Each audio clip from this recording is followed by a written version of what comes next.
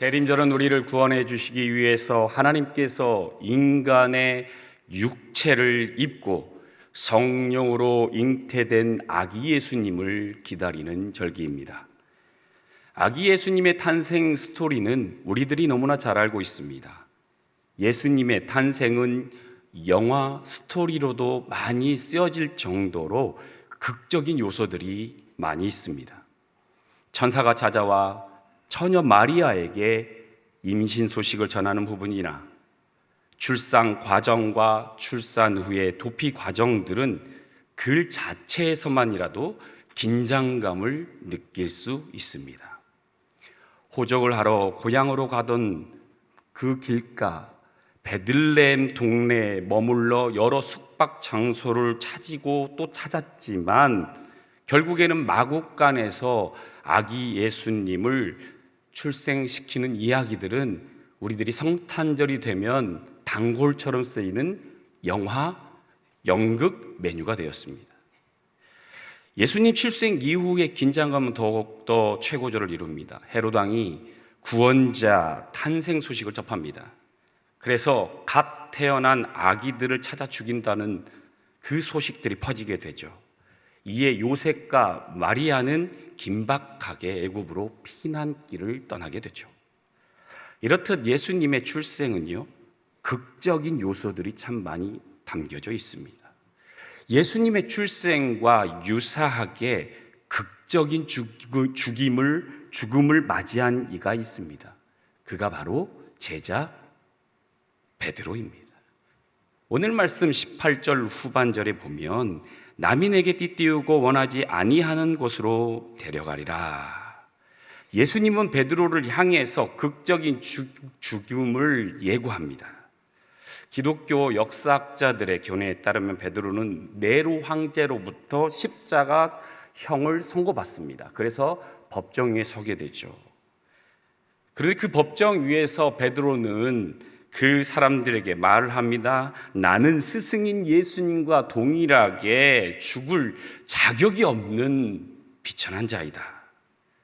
나를 죽일 때는 십자가에 거꾸로 매달아서 죽여달라고 요청을 했다는 견해가 있습니다. 여러분, 모든 사람은 출생과 죽음이 있습니다. 그리고 그 출생과 죽음, 그 가운데에 삶을 살아가고 있죠. 그 삶에는요, 좋은 날도 있고 그렇지 못한 날도 있습니다. 이 좋은 날과 그렇지 못한 날이 연속되면서 살아가는 것을 우리들은 인생이라고 부릅니다. 지난달에 몽골 이주민들 화요일 날 저녁에 모임에서 좋은 프로그램 하나를 했습니다. 그림 프로그램을 했는데요, 자기가 살아온 시간에 최고점과 최저점을 점으로 먼저 표시를 하고 그것을 선으로 이렇게 연결을 했습니다. 연결을 하고 난 다음에 그 칸들을 자신이 최고점이었을 때 느낌의 색깔들로 칠하고 최저점이었을 때 느낌의 색깔들로 이렇게 칠을 했어요. 그리고 나서 그 자신이 그린 인생 그림을 보면서 나는 최고점에서 어떤 삶을 살았다, 최저점이 어떤 삶을 살았다는 무용담과 같은 이야기들을 나눈 시간을 가졌습니다. 아마도 이 시간 여러분에게 삶의 최고점과 최저점에 대한 이야기를 나눠보자고 하면 아마 1박 2일, 2박 3일간 아마 이야기를 나눠도 시간이 부족할 것 같습니다. 오늘 말씀에 예수님은 18절에 베드로에게 이렇게 말을 합니다. 내가 진실로 진실로 내게 이르노니 내가 젊어서는 스스로 띠띠고 원하는 곳으로 다녔거니와.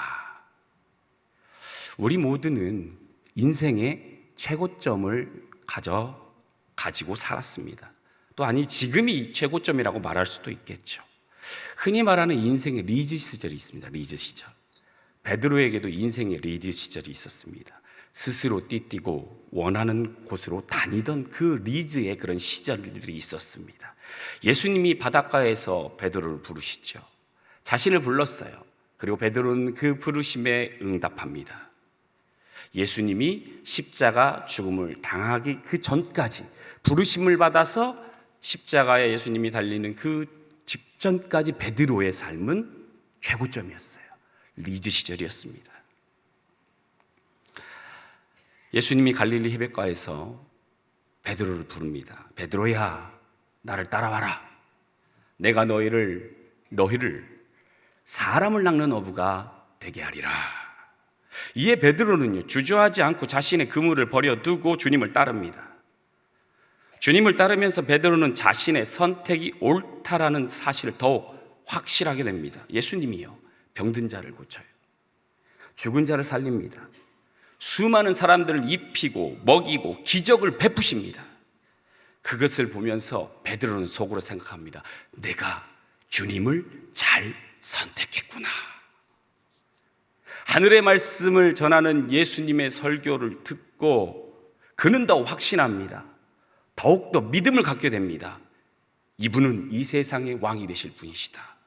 이 세상을 구원할 분이시다. 그래, 이분을 왕으로 세우자. 이분이 왕이 되고 나는 왕의 수석 보좌관이 되어야겠다라는 기대감을 갖게 됩니다. 여러분이 잘 알고 있듯이 베드로의 인생 가운데 최고 중에 최고를 찾으라고 한다면 예수님을 향한 그리스도 고백입니다. 예수님이요, 제자들에게 묻습니다. 너희는 나를 누구라 하느냐? 이에 다른 제자들이요, 답을 못하고 주저 합니다. 이때 성령으로 충만했던 베드로가 나섭니다. 주는 그리스도시요 살아계신 하나님의 아들이시입니다. 아멘. 예수님은 베드로의 답에 흡족해 하십니다. 그리고 다음과 같은 축복을 그에게 허락하십니다. 마태복음 16장 18절에서 19절 말씀이에요. 너는 베드로라. 내가 이 반석 위에 내 교회를 세우리니 음부의 권세가 이기지 못하리라. 내가 천국 열쇠를 내게 주리니 내가 땅에서 무엇이든지 매면 하늘에서도 매일 것이요 내가 땅에서 무엇이든지 풀면 하늘에서도 풀리리라. 베드로 어깨가 자연스럽게 들썩거립니다. 자연스럽게 미소가 지어집니다. 그래, 나는 예수께 인정받았다. 이제 됐다. 이런 마음이 생기자마자 그의 마음 안에는 교만이 싹트기 시작합니다. 심령이요, 예수 그리스도의 말씀, 하나님의 말씀보다도 인간적인 생각들로 가득 차기 시작합니다. 예수 그리스도께 축복의 말씀을 들은 지 얼마 되지 않아서요, 베드로의 교만이 드러나기 시작합니다. 예수님이요, 다시 한번 제자들을 향해서 이해하기 어려운 이야기를 하십니다. 자신이 많은 고난을 받고 죽임을 당하고 제3일에 다시 살아나야 할 것이니라. 이 이야기를 듣고 왕이 되실 예수님이 고난을 받고 죽임을 당한다고? 다시 살아난다고? 예수의 말을 제자들이 이해를 못합니다. 특별히 베드로는 예수님의 이 말씀이 이해되지 않을 뿐더러 이해하고 싶지도 않았어요. 받아들이기 어렵습니다. 그래서 그는 예수님을 붙들고 항변하듯이 말을 하죠. 주여 주여 그리하지 마시옵소서. 이 일이 결코 주께 미치지 아니하리이다. 예수님이 고난받고 죽임을 당해서는 안 된다고 하소연을 해요. 예수님은 세상의 왕이 되어야 하고 자신은 수석 부하가 되어야 하기 때문에 그 수석 부하가 되어서 누려야 할 그 권세가 있는데 예수님 말씀대로 하면 자신의 꿈이 모두 물거품이 되기 때문에 그렇습니다. 여러분, 우리들은 인생에 있어서 최고점이 언제라고 생각하십니까? 베드로와 다르지 않을 것입니다. 세상에서 좀 잘 나갈 때, 돈 좀 벌었을 때, 흔한 말로 콧방귀를 좀 낄 수 있을 때, 돈 좀 벌고 권세가 등등했을 때가 내가 인생에서 리즈 시절 잘 나갔던 시절이라고 말할 것입니다. 과연 그때가 진정 우리들의 인생에서 최고점 리즈 시절이라고 말할 수 있습니까? 반대로요, 베드로가 인생의 최저점을 찍었을 때를 보겠습니다. 베드로에게 최저점 중에 최저점은 예수님의 체포 당시의 베드로의 배신의 시간입니다. 예수님은 제자들에게 이렇게 말합니다. 오늘 밤에 너희가 나를 다 버리리라. 이런 말씀을 하시죠. 제자들은요, 전부 표정을 좌우로 오르면서 아닙니다. 절대 그럴 리 없습니다. 이때 베드로는 다시 한번 단호하고 확신을 가지고 예수님께 이렇게 말하죠. 모두 주를 버릴지라도 나는 결코 버리지 않겠나이다. 하지만 이 말을 들은 예수님은 쓴 웃음을 지으시며 잔잔히 말씀하십니다. 오늘 밤 다구길 전에 베드로 내가 3번 나를 부인하리라. 제자들이 나를 버리고 베드로는 자신을 부인할 것이라고 말씀하시고 계십니다. 베드로는 3번씩이나 베드로야 너는 3번씩이나 나를 부인할 것이라고 말씀하시죠. 이에 베드로는 발끈합니다. 주님, 내가 주와 함께 죽을지언정 주를 부인하지 않겠나이다. 하지만 예수님이 로마 군병에게 끌려가 공회 앞에 선 예수님을 바라보았을 때 베드로는 공회에 모인 이들에게 예수님을 모른다고 합니다. 3번에 걸쳐서 예수님을 부인해요. 심지어는 마지막에는 예수님을 저주하는 말까지도 서슴지 않게 합니다. 부인 후 베드로는 닭 우는 소리를 듣고 정신이 번쩍 듭니다. 자신이 예수님 앞에서 당당히 결연하게 이야기했던 말들이 떠오르면서 통곡을 하게 됩니다. 순간적으로 악한 두려움과 죽음의 영이 베드로를 감쌌던 것이죠. 자신이 맞이할 죽음과 고난이 두려웠던 것이죠. 예수님처럼 형벌을 받는 것을 피할 수 있다면 피하고 싶었던 것이죠. 닭 울음소리를 듣고 자신이 얼마나 나약했는지, 얼마나 부족했는지, 그리고 얼마나 교만했는지를 깨닫게 된 것입니다. 그는 부끄럽고 지옥스러운 자기 자신을 바라보면서 더 이상 예수의 제자로 살 수 없다고 생각하게 됩니다. 그래서 그는 낙향을 합니다.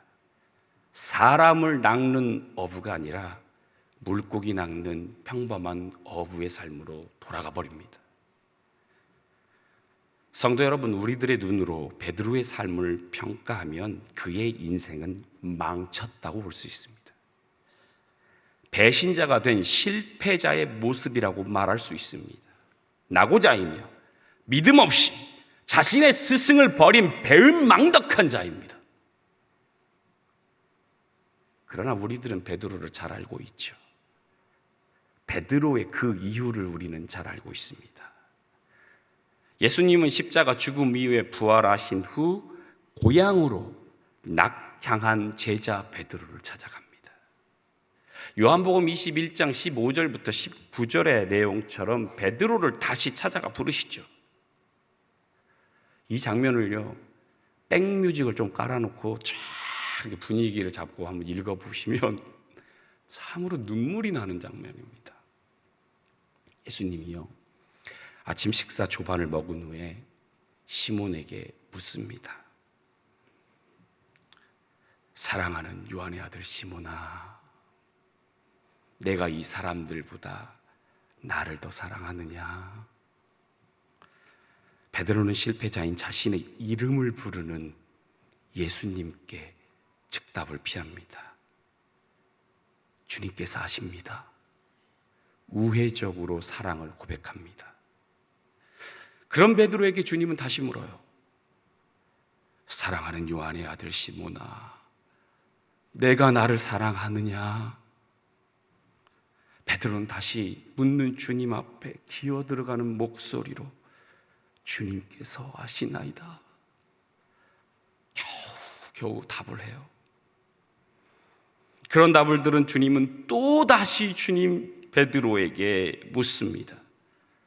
사랑하는 요한의 아들 시몬아, 내가 나를 사랑하느냐?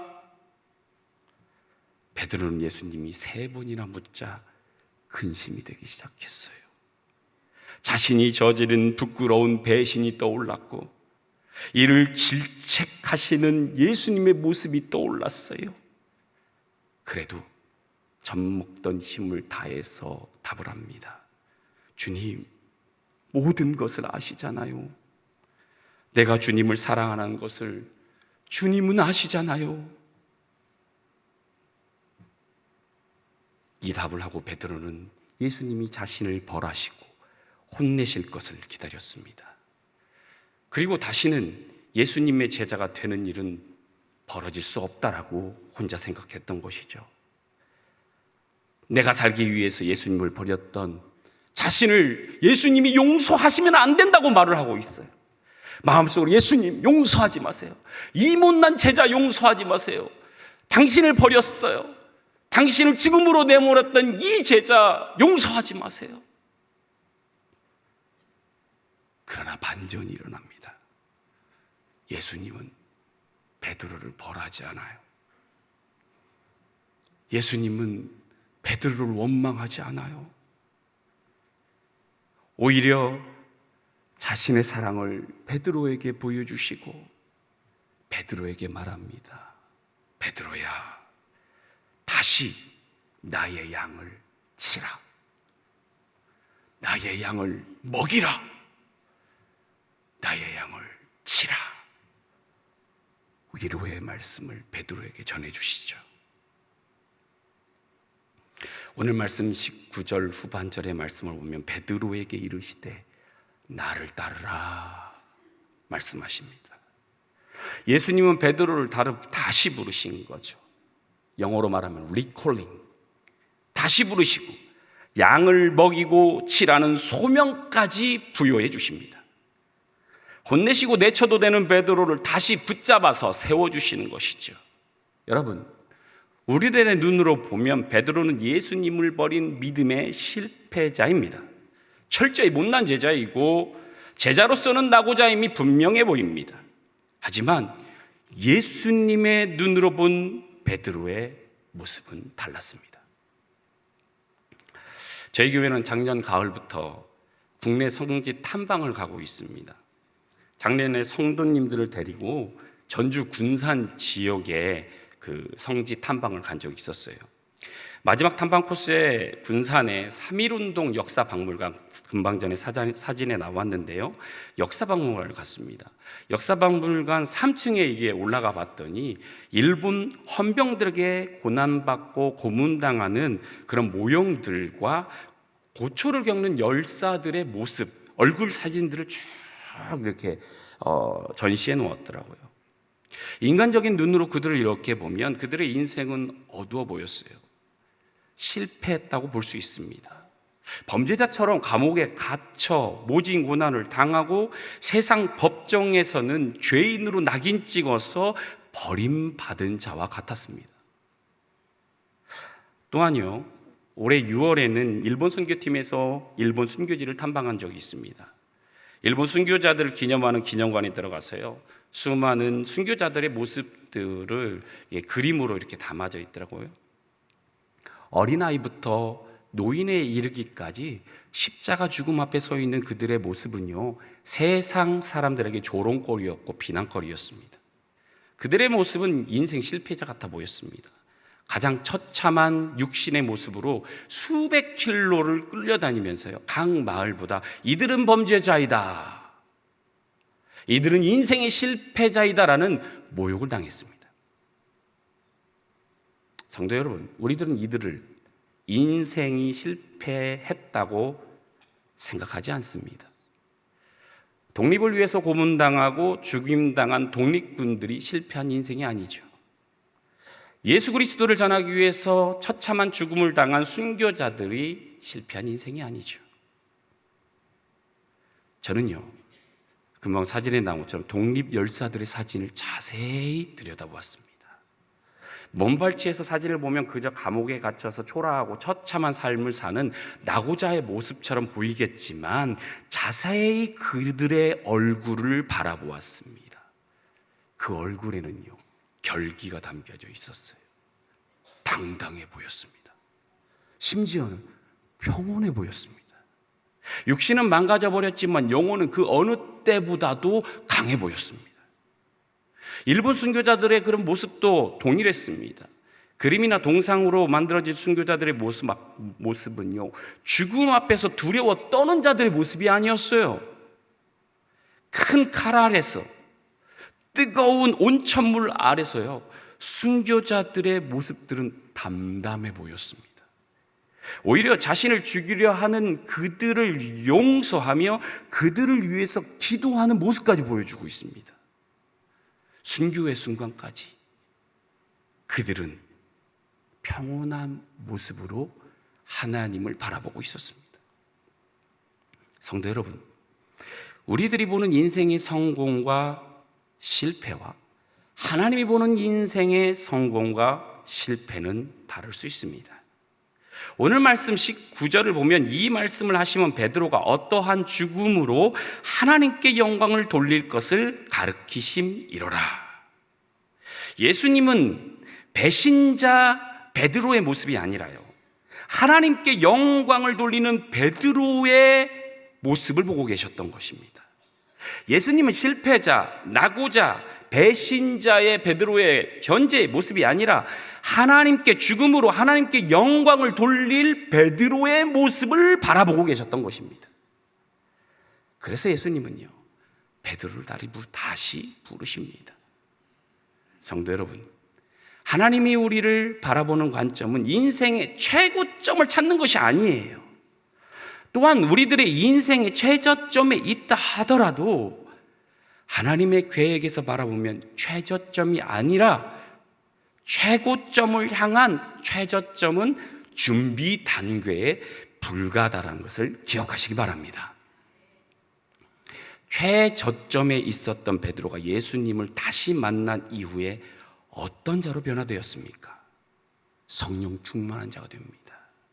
능력과 권세를 가진 자가 됩니다. 오순절 성령 강림 사건 이후에 베드로의 사역은 담대함을 넘어서요, 능력 권세가 충만한 자가 됩니다. 3,000명 앞에서 말씀을 증거하고 그들을 회개시키며 구원하는 역사를 일으켜요. 사도행전 3장에서는 안진뱅이를 향해서 이렇게 선포하죠. 나사렛 예수 그리스도의 이름으로 명하노니 일어나 걸어라. 강력한 치유 선포 기도를 올리는 자가 됩니다. 심지어는요, 죽었던 드로가 여인을 다시 살리는 역사까지 일으키잖아요. 나의 팔을 벌리고 살았던 베드로가 주님께 회개하고 자신의 팔을 주님께 드렸을 때 놀라운 일들이 일어나게 되었습니다. 베드로는 자신이 쓴 베드로전서 4장 12절부터 19절에서요, 그리스도인이 받을 고난에 대해서 적고 있습니다. 사람들이 생각하는 최저점 같은 인생이 하나님의 관점에서는 최고점을 향한 여정이라는 사실을 그 말씀 속에서 엿볼 수 있습니다. 불시험을 이상히 여기지 말라. 너희를 연단하려고 한다. 그리스도의 고난에 참여하는 것을 즐거워하라. 그리스도의 이름으로 치욕을 당하면 복이 있는 자로다. 고난을 받으면 부끄러워하지 말고 하나님께 영광을 올려라. 사랑하는 성도 여러분, 오늘 저는 여러분과 함께 베드로의 인생 여정을 살펴보았습니다. 그의 인생은 그리 순탄한 삶을 살지는 못했습니다. 인간적인 눈으로 성공과 실패의 여정이 하나님 눈으로 볼 때는 모두 하나님의 큰 계획 안에 들어가 있음을 믿으시기 바랍니다. 예수님은 마지막 하나님께 영광을 돌릴 베드로의 모습을 알고 계셨던 것이에요. 베드로 인생의 성공과 실패가 아니라 마지막 죽음을 통해서 하나님께 영광이 올려질 큰 계획을 하나님 주님은 바라보셨던 것입니다. 주님은 오늘 이 시간 여러분에게 동일하게 말씀하십니다. 주님은 여러분을 위해서 큰 계획을 세우고 계십니다. 그리고 여러분의 인생의 마지막 순간에 영광이 올려지기를 기대하고 계십니다. 매 순간을 인생의 실패와 성공을 바라보는 것이 아니라 마지막 죽음의 순간까지 오직 하나님께 영광 올리는 삶을 살아가기를 바라십니다. 우리 상당의 성도 여러분 모두가 주님이 원하시는 하나님만 바라보고 하나님께 영광 올리는 삶을 매일매일 살아가시길 주님의 이름으로 축복합니다. 주님 감사합니다. 오늘 주님이 주신 말씀을 통해서 베드로의 그 인생, 그의 죽음 앞에 선 그 인생을 다시 한번 바라보게 하심을 감사드립니다. 이를 통해서 우리들이 눈에 성공과 실패의 여정의 그런 모습을 바라보는 것이 아니라 하나님의 눈으로 바라볼 때 그 실패와 성공의 모든 인생의 여정이 하나님의 큰 계획과 인도하심에 있음을 우리들이 알게 하심을 너무나 감사드립니다. 우리들의 신앙의 삶들 매 순간순간 오직 하나님만 바라보며 하나님께 영광 올리는 삶을 살 수 있도록 도와주시옵소서. 특별히 우리 목회자들이 2박 3일간 올해를 정리하고 또한 새로운 새해를 준비하기 위해서 수련회를 떠나게 됩니다. 하나님, 오고 가는 모든 가정 가운데 하나님께서 함께 해주시고 그 수련회 가운데 은혜를 더하여 주시옵소서. 이제 2023년도 이제 며칠 남지 않았습니다. 마지막까지 올 한 해를 잘 보낼 수 있도록 주님께서 더욱더 은혜를 허락하여 주시며 성도님들과 또한 우리 상당 교회 위에 모든 행사와 예배 가운데 주님께서 거하여 주시옵소서. 모든 영광 주님 받길 간절히 바라오며 예수 그리스도의 이름으로 기도드리옵나이다. 아멘.